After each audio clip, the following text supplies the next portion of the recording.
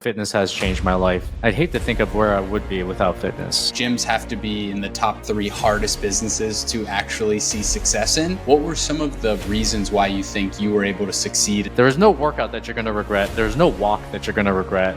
You go out and do those things, like you're literally going to come back a better person. Exercise is like the gateway drug to all amazing things, and I stand by that fact. You now have amassed big followings on multiple platforms. Are you a preacher of go all in on one platform, or do you think you should be dabbling in all the platforms? If there's someone listening right now that wants to add 5 things to their life that are going to set them up for success down the road, what are those? Welcome back to another episode of the Beyond the Wealth podcast. I'm your host, Sanchez, and today we have a very special guest, Dan Go. Some people might know him as Fit Founder. Dan Go has built a business on the back of getting founders in shape and making sure that they are prioritizing their health. He is the founder of BTM and has a lot of amazing stories to share with us today. Dan, thank you so much for being on the show. Thanks for having me. I want to kick it off with starting in your early days. You have been into fitness for a while. We found your blog from back in 2010, Fat Loss Ninja. So we had some time looking through that. When did fitness become very important for you, and why did you pick fitness as that niche to go and dive into? Well, to give some context, for finding fitness, I was a pretty lost 20-year-old. I was actually lost for almost the entirety of my adolescence to my teenage years to my 20s because I just didn't have any purpose and I didn't really have anything to hang my hat on. And at that time, I was a high school dropout. I was partying every single day, binge drinking every other night, and my life was dedicated to pleasure. And it wasn't until one night, I remember, I was getting back at home. It was 6 a.m. in the morning, just getting back from a rave. I open the door, and then I see my dad standing in the foyer looking at me. And I'm just like any teenage kid that happens to you, you try to play it off as normal. So I just said, "Hey, what's up? Where are you going?" And he just said, "Going to the gym." Walked right past me, and that was that. And we actually laugh about this because he was just like, "Yeah, I knew that you were pretty messed up. I just there's no point saying anything to you."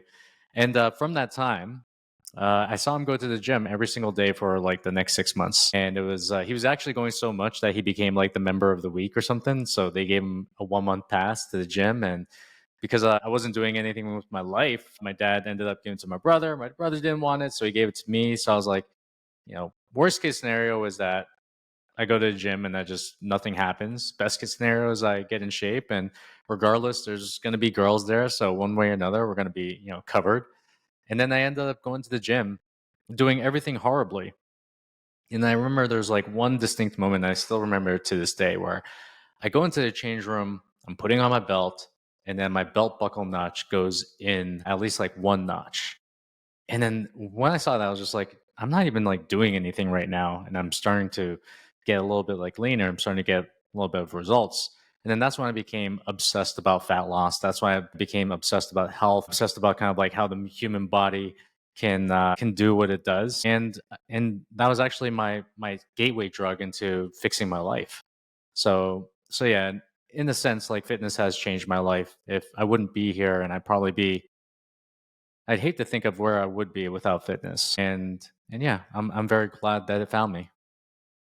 I mean, I don't know the exact stats, but I would venture to say that there's a very small percentage of high school dropouts that actually turn out to be very successful individuals.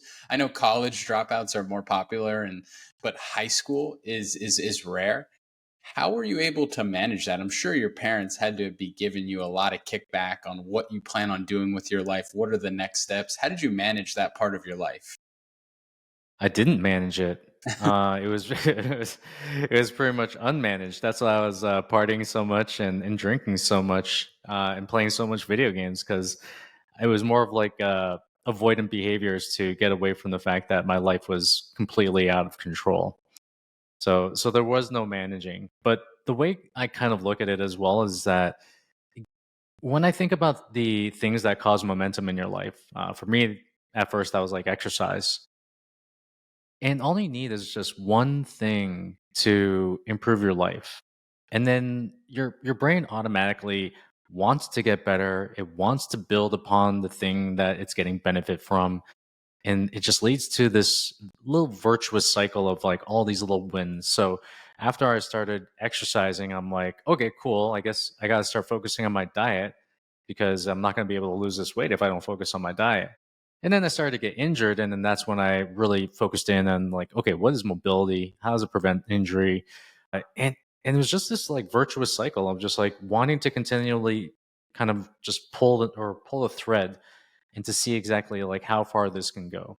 And along the way, when I was doing all those things, my life was literally changing for the better. My brain was changing. My identity was changing along with it. So it all came because I started to really just take care of myself and create the virtuous cycle of getting healthy. And in that time, you were kind of put in a position that I think a lot of our viewers get put in, where they're in a corporate job that they're not very happy with and they're looking to potentially make a change in life. You were able to leave the rat race and go and start to build your own businesses. And you ended up turning that into one of the most successful gyms in Toronto. What from that time can you share with people that might be in the same position right now? I, it's very hard for me to give out any type of advice because the way in which I did it is not the way in which I would recommend anyone to do it. When I first got into fitness, I had to almost risk it all because I was working a corporate job that I hated, and my job was essentially saying, "Hey, what's up? We're going to move to this other town. You can either come with us or you don't have to." And at that time, I was just like, "I am not going with you guys." So it was kind of like stuck between this rock and a hard place. And I was like, if I'm going to put any effort into anything, it'd be something I'm interested in, which is fitness and getting people in shape and helping people. So I took the leap. There was no like side hustle. There was no kind of like I'm just gonna like dip my toes into this. I literally took a leap of faith in myself. And everyone at that time was telling me, "Is like, don't do this." This is like 20 years ago. So it's like everyone's like, don't do this. This is a side hustle. This is a side job. People don't become personal trainers for careers, all this kind of stuff. And then and then and then it's just very interesting to kind of like think back to that. And because it kind of like leads me to the way I've evolved my thinking when it comes to this, which is I would approach it as like a side hustle at first. And I have these like little milestones for myself. And when you do approach it as a side hustle, you also have to like prepare yourself for the fact that you are going to be working a little bit extra on top of like the work you're already doing for your original job. It just is what it is until you get to where you need to go. So I would start it as a side hustle. I would first of all make my first goal just to be like, okay, what can I do to make my first dollar? And then it's going to be okay. So what can I do to make a quarter of my earnings right now? What can I do to make 50% of my earnings? And you kind of just like go up that ladder until you get probably your basic expenses paid for, and then you can kind of make that leap. If I were to go back again and I had the resources to be able to do that, I would do that. So yeah, I mean the way in which I went about it is not necessarily what I would recommend everyone to do. Yeah, I would do it probably the other way because you can do both at the same time. Yeah, and I'm happy you share that because I feel very strongly about that way as well. I know now social media has created this obsession with being a founder, being a CEO, and all of these younger people think that they need to go and start a business to be considered successful. I am in the camp of go and get a really good job, primarily in sales. For me, I think sales is the closest to entrepreneurship. Parlay that money into building your side businesses up. And then, like you said, being able to walk away once you've now created the income that you need to be stable rather than diving headfirst. And yeah, that might work for some people. For the majority, this is the safer route that will allow you to potentially see more success. I'm gonna add something in there where, when I first got into fitness, I didn't start my own business right away. I was a personal trainer for a big box gym. And I learned under their roof of sales, marketing, walking up to people, even training, like learning how to train someone. So if there's anything I would say is like if you can't get a job in the thing that you want to do, it's like go get it. You're learning and you're getting paid at the same time. But a lot of people just want to make the leap for whatever reason. Maybe they're impatient or ego. But at the same time, like I would rather build a foundation, learn from someone else, get paid, and then at the same time start my side hustle on the side. Yeah, exactly. And you then go and you train under that person and under that big box gym, and then you go and say, all right, I'm going to go and now build my own gym.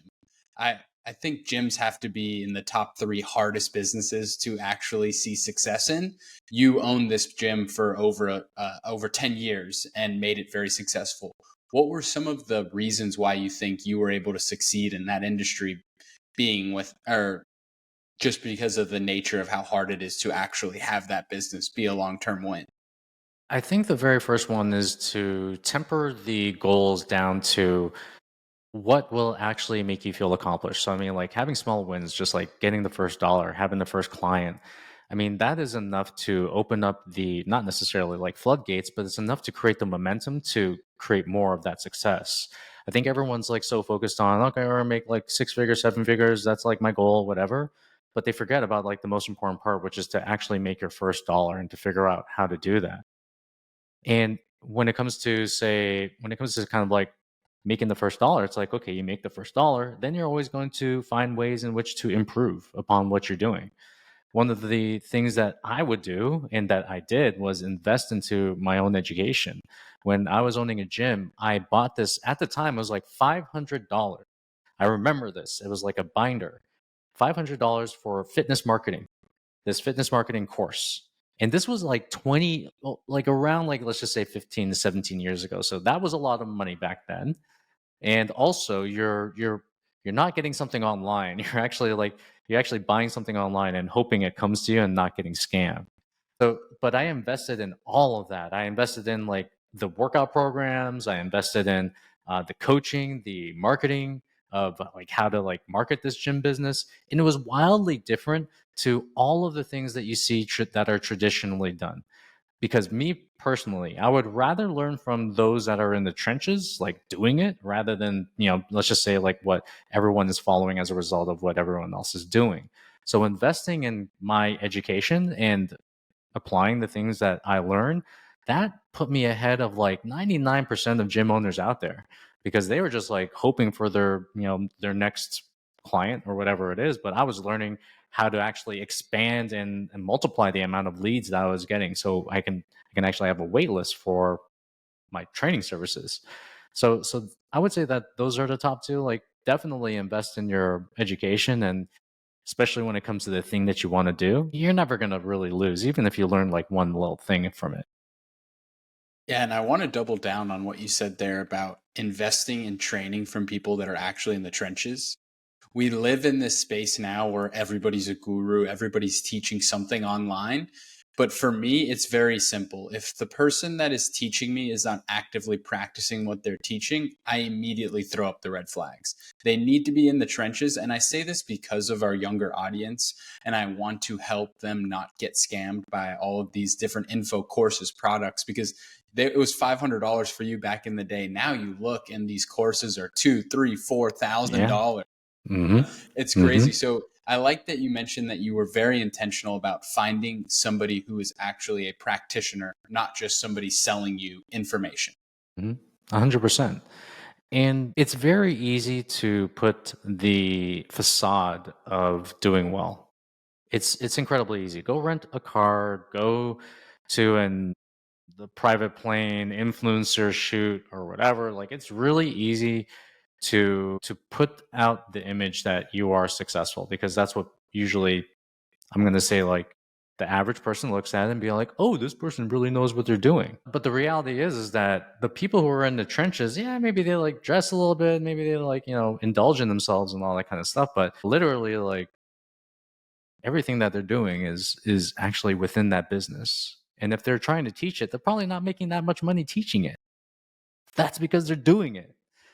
So image is a lot, and it's very easy to trick a lot of people, especially in these day and age. People are a lot more skeptical too, which is awesome. But at the same time, it's like you want to find someone that's like there and getting their hands dirty, so to speak. Yeah, 100%. And as you built this gym, obviously you built the credibility in the space. I mean, a gym 10 plus years, had a successful exit from that gym. When did you start to identify this niche that I feel like you've almost created where you are hyper targeted towards founders and CEOs? When did that become the clear vision moving forward? Yeah. So I've always been Actually, I've been an entrepreneur for probably like, I'd say like 14, 16 years. I don't know. And during that time, I would go to these conferences, I would go to these masterminds, because mastermind, again, like you continue education, you're like, oh, masterminds are the thing. Then you find mastermind to join. And when I walked into these places, these people became my best friends. And I would be just so flabbergasted when I walk into these places. These people are making like tens of millions of dollars in revenue, $1 million, six figures, like whatever it is.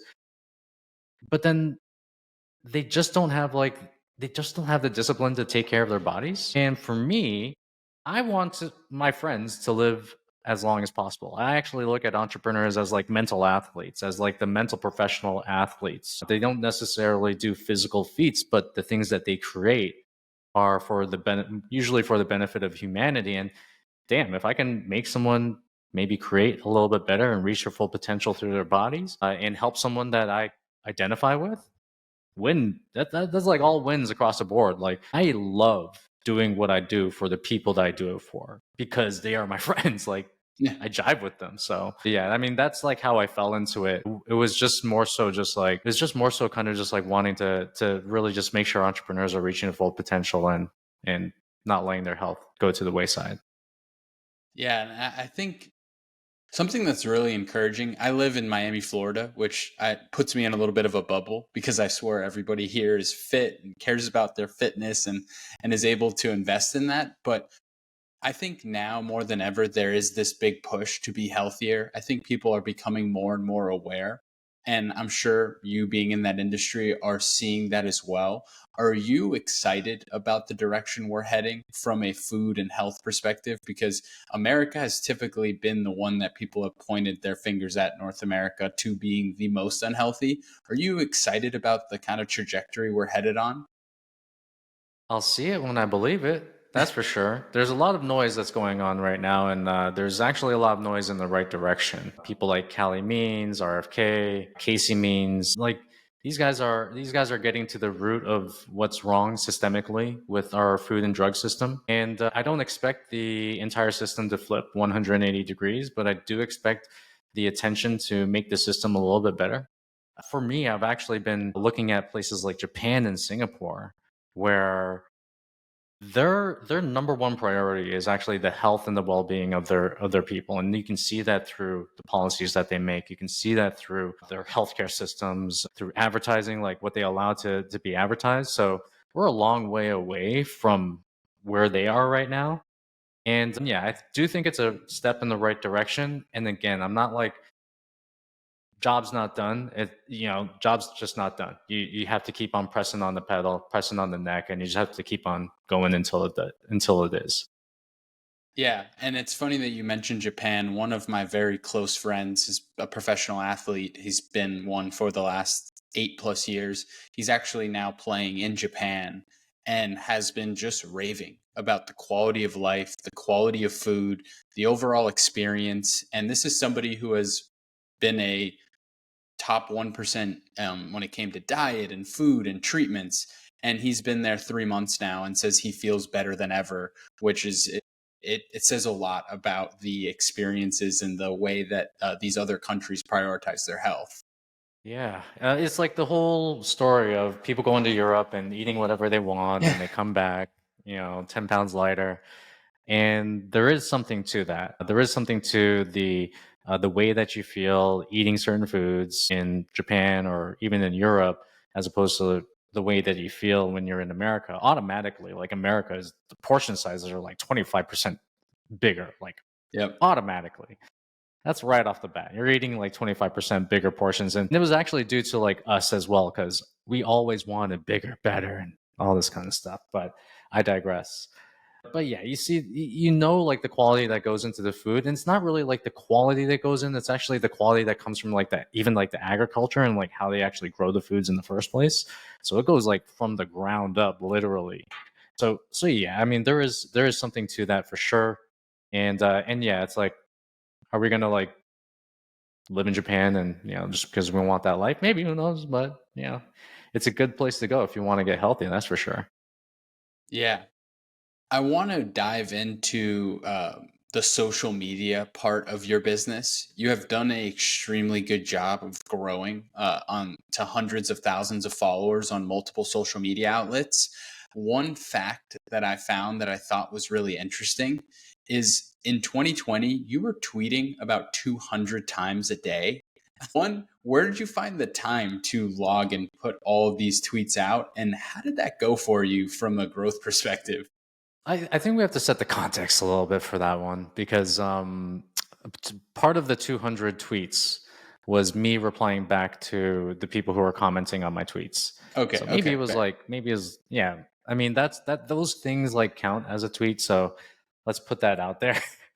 But at the same time, when I'm seeing traction on something, just like you saw with exercise, I'm just like, yo, where can we take this right now? And my whole thing is like, just show up every single day, be consistent, look for ways to improve, do the work. You know, if you just like do those three things, you're literally set. I mean, there's really like this infinite game that you can play just by doing those three things. So I remember when I was like, growing and everything like that, I didn't really like look at it as work at all. For me, I was just like, oh, cool. Like I was testing out a whole bunch of different things, a whole bunch of different tweets. Some I might not be too proud of it to this day right now, but it's you gotta actually put in the reps. I mean, that's the main thing. And for me, I got like 200 reps a day. That was great. And you now have amassed big followings on multiple platforms. Are you a preacher of go all in on one platform, build that up, and then start branching out? Or do you think you should be dabbling in all the platforms as you try and grow? Well, definitely don't dabble. Yeah, don't dabble. Like I like to think about it this way. Do you play video games at all? Yeah, I do. What's a video game you're playing right now? I'm the typical Call of Duty guy.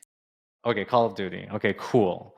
Now imagine if you dabbled between trying to be good at Call of Duty as well as trying to be good at Halo as well as trying to be good at like Gran Turismo. All of these different games require time, they require a set of disciplines and masteries, much like the body. So when I look at social media platforms, I always look at it as like, okay, well, there is like this mechanism that's happening. It's a machine, and every single platform is like a different game. There's like a different machine where you kind of like present the content in a specific way. So I do think that you can only find out the machine and really get deep into it if you spend enough time with it and spend enough time to really know the intricacies of like, what levers to pull and what works and what doesn't. And it's always constantly evolving too. So yeah, I do say you want to hyper focus on like one, crush it, obsess about it.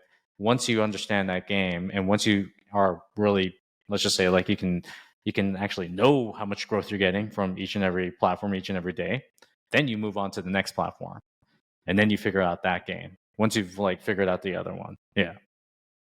And X to me is where I found you, and I feel like that's the kind of initial platform that you built this big following on, and obviously you're still extremely consistent now to this day. What growth tips or any information could you provide? Because we have a big following on X as well, and what are you seeing from the platform now? Obviously, there's been tons of changes over the recent few months. I wish I could tell you. I wish. I mean, like I just post on X because I have this existing following right here. But the whole concept of like how growth happens right now, I don't know if we're gonna know what that looks like post election. I just don't think we're gonna figure that out. There are some things that I think are working right now, content wise, which are kind of like graphic diagrams of the thing that you're trying to teach. The last one that really worked for me was this thing, which is like I had this list of like how to reset your life in 90 days. And it's like when people for some reason the images get a little bit more impressions, videos get, a lot of impressions. You kind of have to figure like X is actually turning into like an image video friendly type of environment right now. If the way Based on the way that we're looking at the timeline. So yeah, I mean, like it's before I kind of like figured out, okay, well, you do this and you grow. Now I'm just like, I'm just going to create content right now. I have no idea what the growth angle is here, but yeah, if anyone started, that's actually like a lot of people are asking me, should I start out on X? I'm like, I don't think so. Like I wouldn't. I'd So, probably what start would on like be LinkedIn. Yeah. Okay, well, I was gonna say, what platform would you suggest right now as like a starter? Okay, so it depends. Like all of this depends, but preferably for me, I like to go short than long. And what I mean by that, I went like very short, which is like X, and then I went longer, which is like Instagram, LinkedIn, and then longest, which is YouTube. So if you want to do the hard thing first, I would go straight to YouTube. If you want to do the hard thing first, which is going to take a lot more ramp up. It's going to take a lot more money investment, but again, that's going to be like one of the best ways, one of the best platforms to figure out. But if you don't want to do that, I would actually go with like LinkedIn. I think LinkedIn is primed right now for creators. I think it's a great market for, depending on what you're selling, it's a great market for, people who want to, let's just say, like buy, like I don't even know, it's like anything from product to service. And I do think that it's a little bit easier to grow on that platform than it is to, let's just say, try to crack the nut on Instagram, definitely X, and YouTube. So if I were anyone, especially in the founder space, I'd probably point them towards LinkedIn. Okay. And then keeping on the topic of social media, I went through a bunch of your tweets. Obviously, couldn't go through all of them, and found some that I want to maybe riff on a little bit. So one that stood out to me was when you mentioned exercise is the most available yet underused antidepressant on the market. I want you to potentially elaborate a little bit on that. Well, I mean, that's what the studies are showing us right now. I'm not going to say that it is a replacement for antidepressants, depending on what the person is actually going through. I think everyone's kind of like a little bit different when it comes to SSRIs as well. But yeah, it's like if there was one thing that I would do if I wanted to improve my mood and to break myself out of a mental funk, it would be exercise. And that's what actually brought me out of a funk. I mean, before then, there was no such, actually, like 20 years ago, there was no such thing as like, there was like nothing, no real talk of like depression, anxiety, all that kind of stuff. Like you say something like mental health like 20 years ago, like people were like, what are you talking about? But back then, I would consider myself to be somewhat more on the anxious side, more on the depressed side, lazy, just like unmotivated, like having like almost like zero lack and zero purpose, or actually a lot of lack and zero purpose. And it was exercise that just changed everything for me. Just getting myself, actually, like not even like just like the act of lifting weights, like getting myself across the gym door every single day and just like committing to something like that had a profound effect on my life because it just showed me the first step, which is just being able to show up, just being able to show up to the thing that you said you were going to do. And that's kind of like this whole like regaining that integrity with yourself. Like I said, I was going to go to gym, so I'm going to go to the gym. And then the neurotransmitter benefits and the mood boosting benefits are just crazy. There is no workout that you're going to regret. There's no walk that you're going to regret. You go out and do those things, like you're literally going to come back a better person. You're literally going to find like some sort of like solution to the problem that you're trying to solve. So yeah, I mean, I think exercise is like the gateway drug to all amazing things, and I stand by that fact. I think, and something you mentioned there just has me thinking, discipline is probably what people struggle with the most. Being disciplined, getting in the door every day. What could you share on some of the different things that you've implemented in your life that have helped you really lock in that discipline? Because every time I interview successful people, one of the main focuses is how disciplined they are when it comes to their daily routine, daily tasks, daily habits. What can you share on that? I don't think it happens overnight for them or for us either. Discipline has a long time horizon, and I think people forget about the fact because if they're not disciplined for one act or one day, then they have this all or nothing mentality that just says, "Well, F it, I'm just gonna screw it and just eat the whole ice cream tub." Or whatever it is. Discipline is just this, to me, it's consistency. For me, when I was like starting out and just like, oh, how do I, it's like the whole entire concept of getting in shape is so vast, so general, and it's just so overwhelming when you think about it, especially if you were starting from where I was starting. If you're starting from a point where you have like 20 or 30 pounds to lose, it's overwhelming when you think about it, the enormity of the task.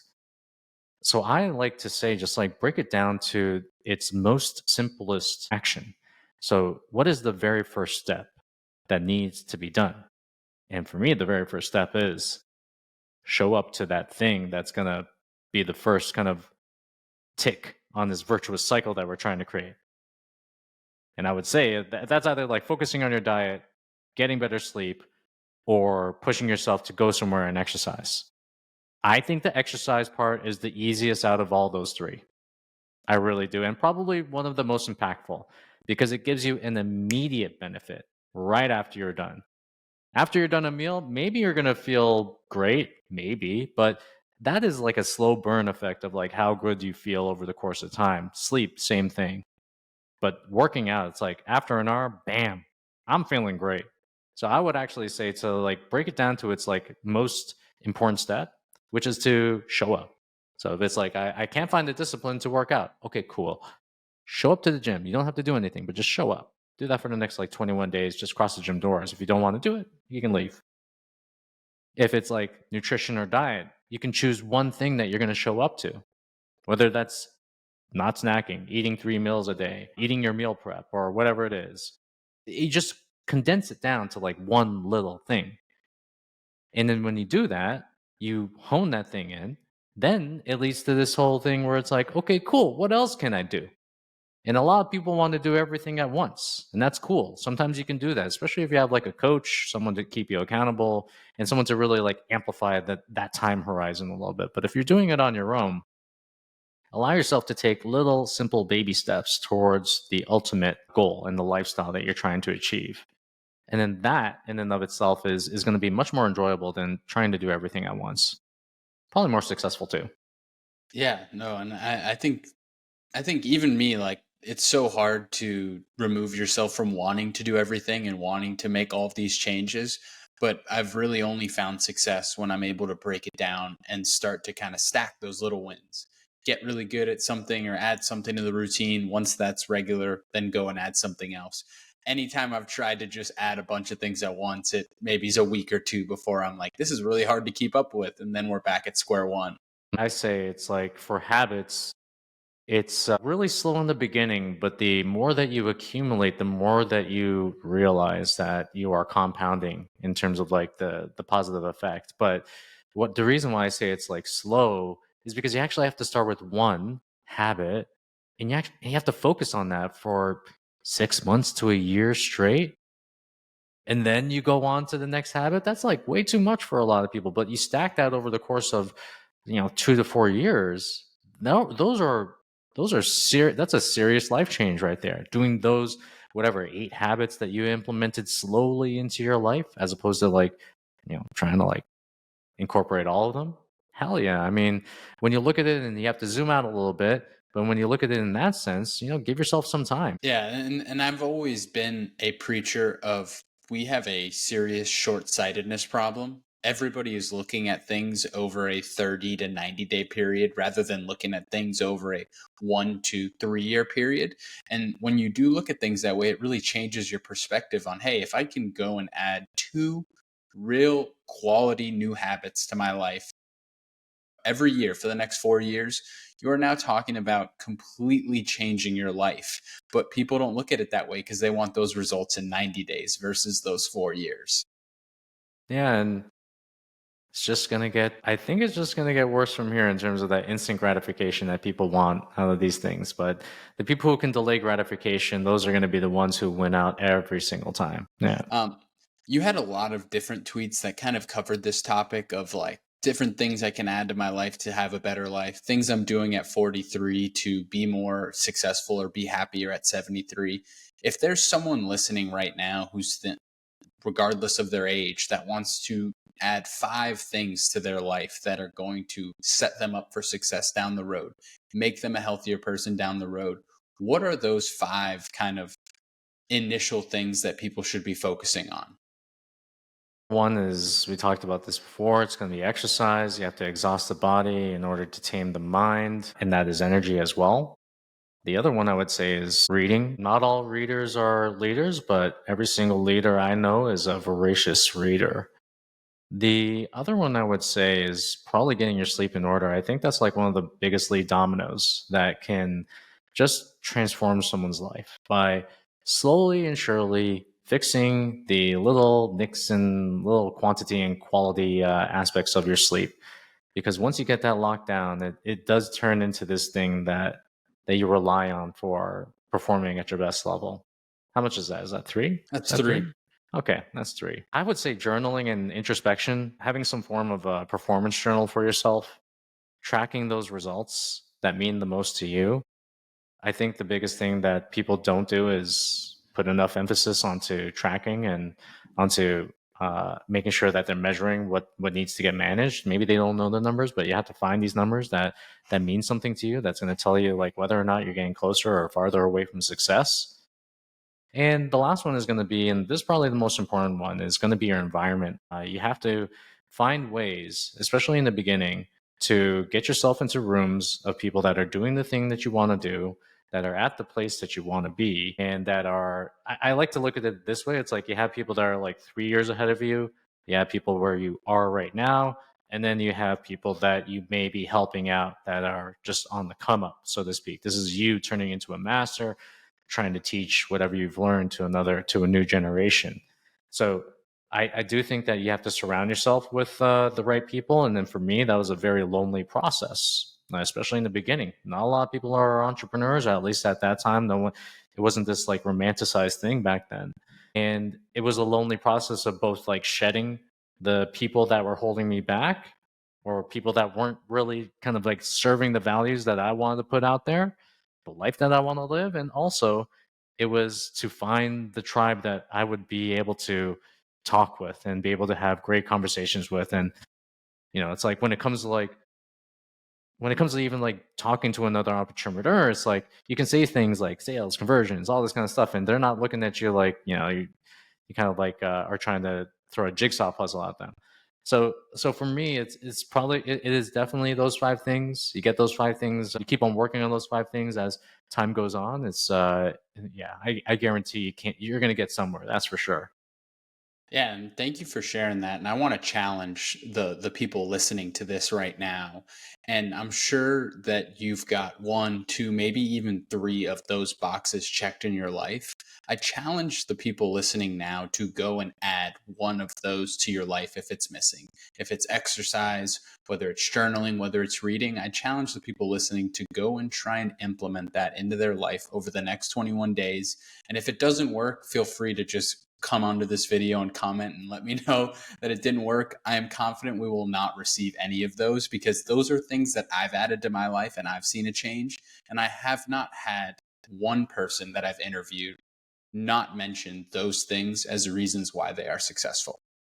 You have to give yourself some credit too. Did you always live in Miami?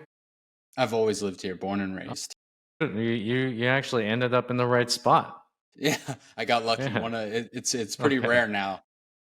Yeah, so you're in the right environment, and you're probably running into all sorts of driven people down there. So the vibe is really important. And I would also say this for a young kid. It's like if you can move to the place where things are happening, do it.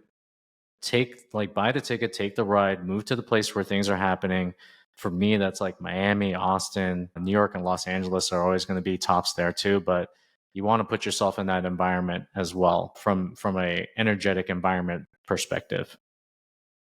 Yeah, I am definitely very fortunate to be here because of how popular it's become, especially over the last few years. I want to we've talked about kind of your origin story. We've talked about the gym, then parlaying that into this fitness founder, fitness coaching for founders. One of, for me, my most impressive feats that you've accomplished, and one of my favorite parts about your journey, is this high performance journal that you've built. You now have over 340,000 subscribers. I'm sure that's even higher now since the last time I checked. What has it been like to build this massive community, and how important is it for founders to build these email lists? I don't know how it feels because like it's like you're in it. I'm in it, and I'm still working every day to build it. So I kind of had a little bit of uncomfortableness because I'm just like, man, I never asked myself how that felt, how it feels to have that many people to listen to you on email. And I would say it's probably like the best decision I made in the past like 2 years, which was before my newsletter was not what it is right now. It was just very much based on trying to sell my services. And I was just like, you know what? I really want to do something that's like that cultivates this feel where I'm like giving you tremendous value based on the trust that you gave me for the email. So it's morphed over the course of time. It's crazy. And in terms of like founders, I mean, it depends on like what business they're in. I mean, if their businesses is in product and whatever, and that's like their level of mastery, I'd be like, stick with whatever that you have mastery in. This whole content game, it's a business in and of itself. It's actually its own entity. And I would actually say for every founder to be very discerning about feeling pulled or pushed to do something like this. And that's the only thing I would say because of the fact that it is a full-time commitment if you end up doing it and pushing out your brand in the right way. So yeah, like I would say yes, build an email list, but it depends also depending on your business, depending on what you're doing. Yeah, I'm happy I was able to make you feel a little bit uncomfortable. It is extremely impressive. I mean, for me, my newsletter has been my favorite part of building this. We're up to like 6,200 Nice. founders that follow us, and sending those messages out, to me, it's still so cool that that many people get to potentially have their eyes on what I'm creating with the push of a button. I can only imagine what it would feel like to do that at the level that you're doing it, just because of the impact that you get to make every time you hit send. Like, we are in such a amazing time in this world to be building Yeah. businesses. It's definitely surreal when you think about it that way. I'm going to try not to put too much pressure on myself the next time I press send. Yeah. The more I think about it, the more nervous I get. So, yeah. Yeah, for sure. Well, Yeah. I will be reading the next time you hit send. I am I excited when those appreciate it. come through to the inbox. Thanks, man. I know we're getting here to the end. I do want to ask a question that I like to ask at the end of every episode to guests.